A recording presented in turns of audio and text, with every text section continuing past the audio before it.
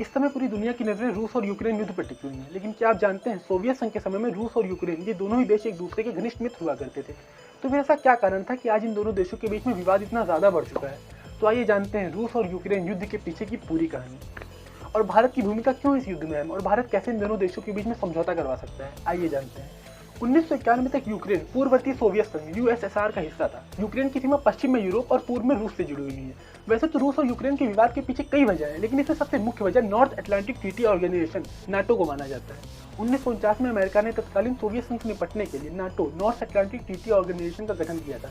यह संगठन मुख्य रूप से रशिया को काउंटर करने के लिए बनाया गया था। अमेरिका और ब्रिटेन सहित दुनिया के 30 देश नाटो के सदस्य हैं। अगर कोई भी देश नाटो देश पर हमला करता है तो वह हमला पूरे नाटो देश पर माना जाता है और उस हमले का मुकाबला सभी नाटो सदस्य देश एकजुट होकर करते हैं। इन दोनों देशों के पीछे लड़ाई की एक वजह यह भी है कि यूक्रेन देश भी नाटो संगठन में शामिल होना चाहता है और रूस यूक्रेन के नाटो में शामिल होने के विरोध में है, क्योंकि अगर यूक्रेन नाटो में शामिल हो गया तो यूक्रेन के सैनिक रूस और यूक्रेन की सीमा पर डेरा जमा लेंगे और अगर नाटो जैसे संगठन के सैनिक रूस की सीमा पर डेरा जमा लेंगे तो रूस के लिए समस्याएं खड़ी हो सकती हैं। रूस चाहता है कि नाटो अपना विस्तार न करे। राष्ट्रपति पुतिन इस मांग को लेकर यूक्रेन और बाकी पश्चिमी देशों पर दबाव भी डाल रहा है। दरअसल नाटो के पास 30 लाख से ज्यादा सैनिक हैं और रूस के पास सिर्फ 12 लाख सैनिक हैं। इस कारण भी रूस को खतरा महसूस हो रहा है और रूस किसी भी कीमत पर यूक्रेन देश को नाटो संगठन का सदस्य नहीं बनने देना चाह रहा।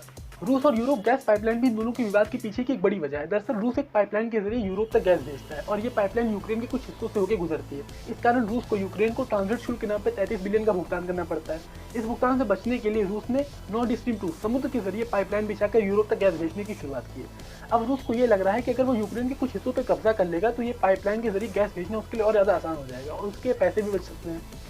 रूस और यूक्रेन के बीच तनाव नवंबर 2013 में शुरू हुआ, जब तत्कालीन राष्ट्रपति यानुकोविच का कीव में विरोध प्रदर्शन शुरू हुआ और प्रदर्शनकारियों के विरोध के कारण यानुकोविच को फरवरी 2014 में देश छोड़कर भागना पड़ा। इस बात से रूस इतना ज्यादा गुस्सा हो गया कि उसने यूक्रेन की दक्षिणी भाग क्रीमिया पे कब्जा कर लिया। उसके बाद अलगाववादियों को समर्थन भी देना शुरू कर दिया और अलगाववादियों ने पूर्वी यूक्रेन के एक बड़े भाग को कब्जे में ले लिया। सन 2014 के बाद रूस समर्थक अलगाववादी और यूक्रेन की सीमा के बीच डोनबास प्रांत में संघर्ष भी चला। आखिरकार रूस ने अमेरिका और अन्य देशों की परवाह किए बिना 24 फरवरी 2022 को यूक्रेन पे हमला भी बोल दिया।